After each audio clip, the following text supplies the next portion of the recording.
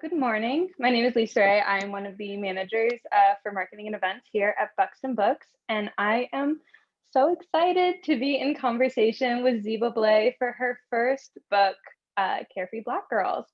Zeba Blay is a culture and film critic currently based in New York City. Her past work includes being the senior culture writer at HuffPost and a writer for the Webby Award-winning MTV digital series Decoded. Her writing has also appeared in Allure, Essence, The New York Times, The Village Voice, and IndieWire. In 2013, she coined the hashtag Carefree Black Girls on Twitter, which sparked her journey to creating a safe, joyful space on the internet for Black women. That hashtag has now become a collection of essays in Blay's first book, and we are so excited to celebrate publication today. Good morning. How are you? I'm well. How are you? I'm so good. Awesome. So my first question to you today is, when did Carefree Black Girls transform from a hashtag to a space to a book? What was the process of collecting all these stories? Yeah, I guess it's hard to answer that question because I feel like there are so many moving parts. I mean, in 2013 was when I tweeted the hashtag carefree black girls, carefree black girl. And I didn't tweet it with any intention of like it being a thing. I think it just naturally became a thing on its own because um, it was a way to carve out a space online for Black girls to just sort of be, and to express joy, um, and to like claim that kind of space for themselves. So that kind of happened, and I thought about sort of like in the years since the hashtag, you know, became what it was. I thought about some of the criticisms that I received or like just the conversations around it. There were people who loved it and thought it was super fun, and sort of like something that like made that shined a light on like a type of Black girl that like isn't part of like the stereotypical Black girl or whatever you want to call it. But then there were other people who rightly so challenged this idea of like, well, like Black women, like one person wrote like, I don't feel comfortable like claiming the carefree Black girl moniker because I'm not carefree. And a lot of Black women don't have the privilege or the ability to be carefree in their everyday lives.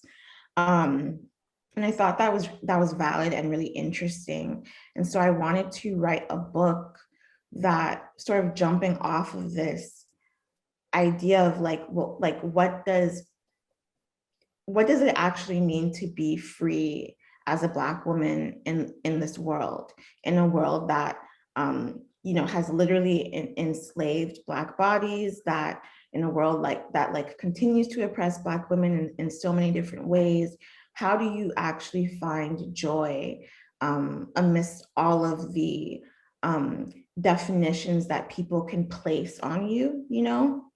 And so that was sort of how I came up with the idea of the book, of wanting to take these different archetypes, the carefree Black girl, the strong Black woman, and deconstruct them and explore the way that they've shaped perceptions of Black women, and also the way they've shaped how Black women perceive themselves.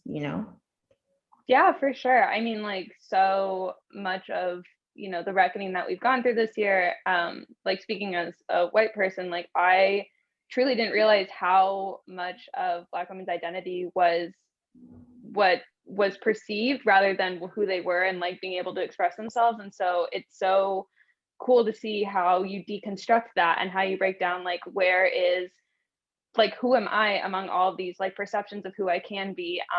And that's amazing. I mean, that's very hard to do too, because you also have a lot of influences coming in and tell you who you are, and that's not real. Mm-hmm. Yeah. When did you realize that you had created a community of joyous Black women? When was that? When did you realize it had happened without, you know? Well, I actually don't know that I created a community of joyous Black women. I think that that community already existed, and hashtags like Black Girl Joy and Carefree Black Girl and Flex in My Complexion and, you know, all these different types of hashtags are just a place where this community can collect and like find each other. But I actually like really don't. For me, like what was so cool about watching the trajectory of the hashtag was just witnessing it have this life of its own, and witnessing the kinds of people, the kinds of women who engaged with it and used it to express themselves, you know? So there wasn't like any one moment that I felt that I had created something like that, but there definitely was a moment where um, I realized that like joy, like expressions of joy from Black women online, um, like like are so vital, you know, because especially because the online space for Black women can be incredibly violent, you know, it was really cool to just see this overall like moment in like 2014, 2015 of like just again like a reclamation of space, like an assertion of like of who you are as opposed to who anyone else thinks you are. Yeah, it's just been really cool to like see that grow and shift. And yeah, yeah. I love that. So, you know, as you said, the internet, especially for Black women, can be a very violent, tumultuous, every other, like any other thesaurus book of just scary place. How do you stay focused on your personal joy, safety, happiness while you're spending time online? And how do you really focus on taking care of yourself and creating that joyful space? Yeah, I've been thinking about that a lot. I'm currently working on another book that's specifically about like growing up online. I mean, like I think we're probably around the same age, and like Mhm. we are of a generation like no one else had quite has the experience that we do. Where like when I was 10 years old, I'm on like, you know, Yahoo chat rooms and AOL chat rooms, and then MySpace comes along, and then Zank. Like we actually grew up with social media, and we saw it like, at least for me, social media began as a place of like connection. I mean, honestly, the internet is how I like found out who I was, you know, it was how I discovered, you know, the films that got me into criticism, all these kinds of things. And so you go from like that era into like an era of like social media now being about commodifying yourself, it now being a place where people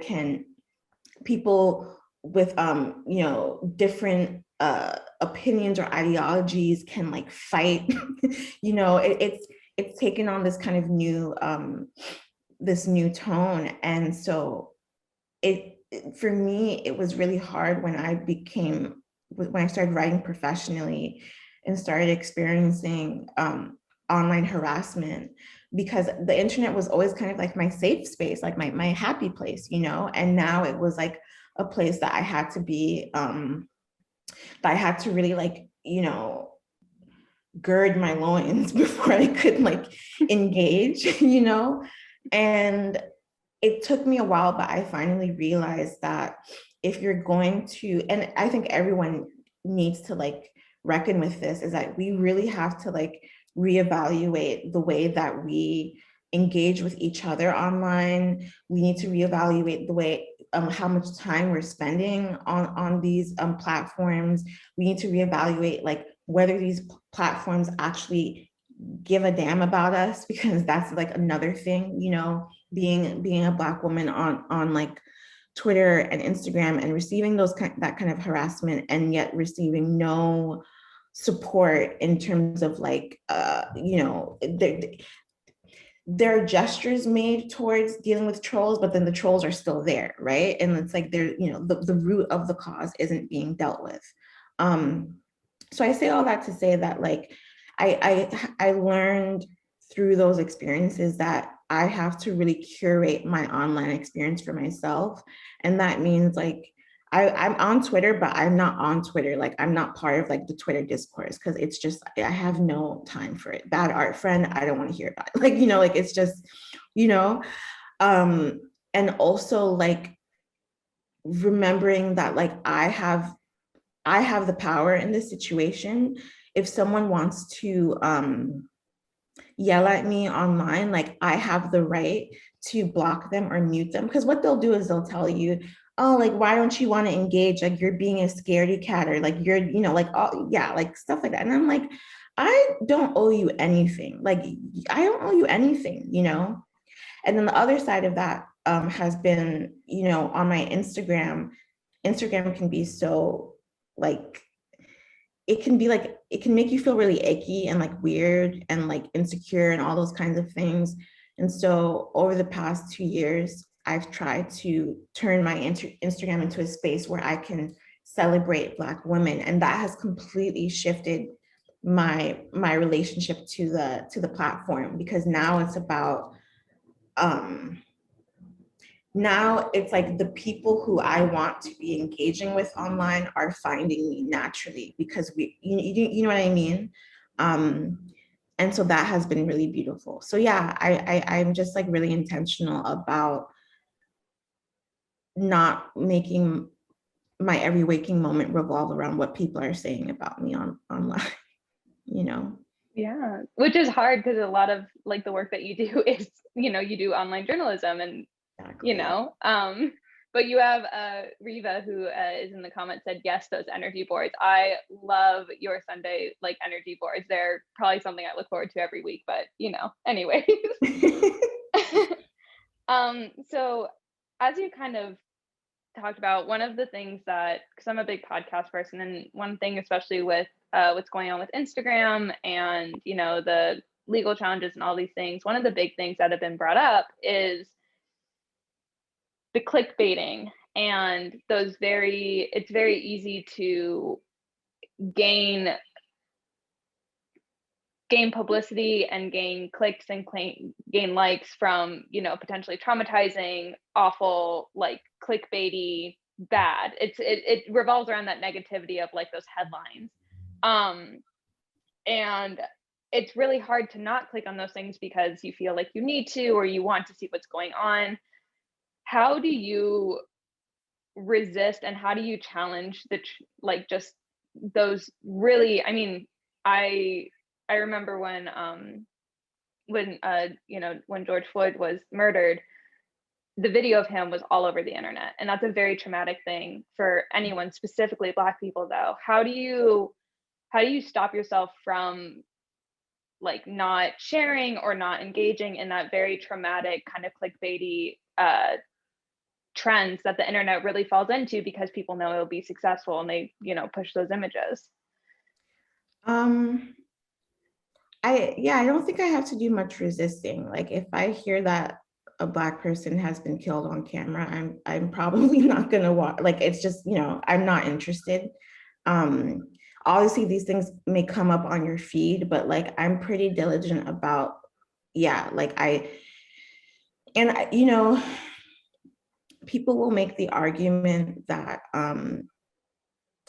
well, these images, you know, have to be shared and have to be proliferated because people need to know what's going on. People need to know what's happening. And I really like question that because it's like we have pictures from, you know, 1921 of Black people being lynched, right? Like the images of Black death are so pervasive in this country and in this culture. People know what's going on. That's not the issue. It's that no one's doing anything about it. And so to say that we need, because for me, like sometimes what it feels like is like the normalization of these images normalizes Black death, and then that's why nothing, because it's like, oh, like this is gonna happen, you know, that kind of thing. So but I don't know, like, so I for me as a Black woman, like it just, my mind doesn't even go to like wanting to see those things anyway, or feeling, you know, or feeling pulled by the clickbait titles. I think for me, I'm more interested in the people who are on the ground, like trying to do something about these injustices. Like those are the stories and the images that I want to share and that I want to talk about. And so the way that I combat that is by, you know, flooding my feed with images of Black joy, flooding my feed with actual, like, you know, actionable, like things that people can actually do, rather than here, look at this trauma so you can feel bad, you know, because that's like feeling bad. I don't think like that's not what's going to get us out of the situation. Absolutely. Yeah, and I think the desensitization is such a big conversation now, especially with everything. It's like, yeah, like it's horrific to say, but we've gotten used to seeing Yeah. images of Black death on the internet, and that's so scary to think about what led to that. So yeah, joy is a lot more, you know, finding joy and hope is a lot more of a better weapon, you know, to fight against these oppressions. Also, smiling is wonderful, and we just need some time to smile too. Okay, completely throwing you off right now. It's Sunday morning, and you have nothing to do at all, which I know seems impossible, but you know, imagine with me, it's a Sunday morning, you have nothing to do. How do you start your day? What music do you put on? What do you do for breakfast? What do you do throughout the day? Like how do you just take a day and just take care of your whole self inside and out? Um, well, usually Sunday mornings, I like to work on my Sunday energy board. Like people love them, but like I actually, like for me, it's like very meditative, and it's like a nice way to kind of start, like set a tone for the day for myself, to look at those images and curate those images. So yeah, so I'll do that. And honestly, girl, I just sleep. Like for me, I just want to sleep all day. Like I just want to sleep all day, and then maybe I'll wake up. Me and my partner will like watch a movie and like eat like some lunch, and then I'll go back to sleep. Like I just want to rest, you know, because rest is so important. And I feel like people say that, and it's like sort of this like thing to say, but like it really, really, really is important. And so anytime that I have nothing to do, even, and rest doesn't have to be sleeping, but just like, you know, being in a state of like peace and calmness, and not like thinking about the 20 other things that are going on in my life, and just allowing myself the spaciousness to just be. Yeah, that's how I like to spend my Sundays when I can. That's amazing. I need to take notes because I don't do that. I'm the ultimate like planner, so like every morning when I wake up, it's like, okay, I have this, and this, and it's my partner always is just like, hey, it's 6 a.m. We don't have to do this right now. And okay, another question for you back on the topic of the book. Which again comes out October 19th, and we're so excited. We have copies of Buxton Books. We're so excited. We got them in. I'm so stoked. So with this book, it's really hard. I guess that's why I brought up the 6 a.m. thing. It's really hard to get out of the headspace of whether you need to be on when you go into the internet, or you are thinking about the thousand things you need to do, or you're thinking about how when you're reading this book, you're reading about joy. That's the purpose of, you know, Carefree Black Girls and creating this space. How do you recommend for people to really just enjoy the joy, like really like feel the joy that you curated in this book. How do you have any recommendations about how to, like, I don't know, get out of your head or things like that? Not asking you to Mm. be my therapist, but definitely could use some tips. Well, it's interesting. I think that the book, the book is called Carefree Black Girls, a celebration of Black women. And it definitely is that. But I think that some people are going to read this book and be surprised by how much of it, like there is joy in it, but there's also a lot of I talk very frankly and openly about my struggles with depression and anxiety, and it's like it takes up a large chunk of these essays, but and that was intentional because again, like I'm trying to challenge and subvert the idea. As I was writing this book, like, and going through a very deep depression while writing the book, I'm trying to write about joy. I had to contend with, well, the other side of joy being pain. You can't have one without the other. And so I think that anyone reading this book, you want to go into it with a clear mind and an open heart, and just really like be prepared to hold like the totality of the experience of being a Black woman. It can get heavy at some points, but then it's funny at some points. It's everything, right? It's like everything that we are.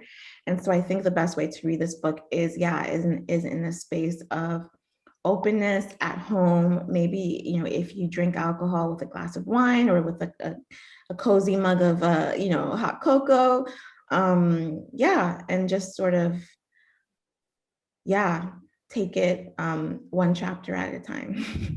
Yeah, no, I think that's such a good point. And it's like you're a real human being, you have emotions that change and experiences that you grow with and define you, and you choose to, like, I that's so good to hear, is that you didn't leave out parts of this book that make you human. I think that's one of the best things about, you, is just that you're a human and you're bringing your stories into it. So thank you for that intimacy.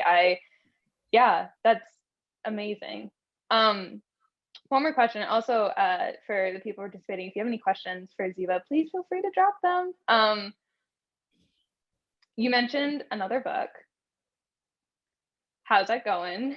Because this is your first book. How are you feeling? This is the first time you've you know published a book. How are you? Are you good? Like, um, I don't really know. I'm really overwhelmed. I spent so much of the writing of this book just being terrified for anyone to read it. Because I'm so hard on myself as a writer, and I'm a perfectionist, and like if I could, I would still be working on this book right now. So there's a part of me that is really, really excited to see like how it resonates specifically with Black women and how people are just going to feel about it. And then there's a part of me that is really, really terrified because, like being visible and being vulnerable is risky, and it's exposing. And all I can hope is that like this fear is I'm pushing through this fear because I know that like at the end of the day it's not about me. Writers are very egotistical and very precious about their work, and I'm no different. But in the introduction of this book, I say that like ultimately the book is an offering. And so I have to like relinquish all control and all ownership of it. It's no longer mine. And so that's kind of where I'm at. I'm just trying to like let go and like go with the flow and see what happens. yeah, that's amazing. Yeah, I can't. I think I've said I can't even imagine like 30 times throughout this, but I mean, I've never written a book. I'm also not a Black woman. So there's so many of these experiences that I'm just like learning from you. So thank you for your vulnerability today, let alone in this book that we get to read and enjoy. Um, I have another question for you that I just thought of. Writing essays, because it's I really love essay writing because there's like Trick Me or by Dia Tolentino. There's books like that. Why essays rather than like a full fiction novel or a full memoir? What led you to break it down into a collection of essays? Well, I am working on a novel, so there's going to be that journey that's coming up soon. But I think for this specifically, I because I'm focusing in on so many different types of archetypes or stereotypes of Black women, it was really important for me to have each chapter be self-contained. Like they obviously there's a through line through all of them, but it was really important to and just in terms for my mind as a writer, like I honestly like it's like it's weird because essays are simpler, but then they're also more complex, which which was really interesting in the writing of it. But I think the essays were just a way for me to organize my thoughts and organize exactly what it was that I was trying to convey about what it means to be, what representation means and what, freedom means and what joy means. Yeah, I don't know if that answers your question, but. No, it does. It makes sense. I'm a very categorical thinker. So like even just being like, okay, like I've been able to put everything I want and need and want to showcase into this one space. And it's like, okay, like I know that this topic is covered in the best way I can. And that's gonna like it makes sense. I'm an essay writer myself. Like I really and so it's just like, okay, I can like check this one and I like put everything and it's like, okay, on to the next one rather than a novel, which I mean, since the brain, the brain power that goes into that it's so hard. I've never been able to write anything longer than like 3,000 words. That's like my cutoff, and it's like 3,000 is like where I stop, and I'm very happy to stop there. So yeah, sweet. So I know it's a little bit early, but I just want to ask you one more question, and then we'll probably close out. In the transition, going from your first book of essays, which I'm so excited to talk to you about it today, into novel writing. You've written your passes in journalism. You were the senior culture critic at HuffPost. Your resume is amazing. You've written for so many incredible, IndieWire, like all of these incredible Essence, so many, and they're all journalistic. How has it been writing a novel? How's that mind space, how's the mind space transition into that? It's been interesting, when I initially, when I was younger, I fiction writing was what I wanted to do. I didn't really want to be a journalist. I come from a family of journalists. And so I was very much like, ugh, like that's not me. Like I'm not gonna, and then here I am. But yeah, so I've always like written short stories. I've written one novel before that no one is ever going to read. So working on the piece that I'm now working on, it's interesting because it feels less like I'm the transition is interesting because I feel like I'm shifting back into a former version of myself where I'm getting to know another side of myself that was kind of dormant for a while because I was doing, the online work.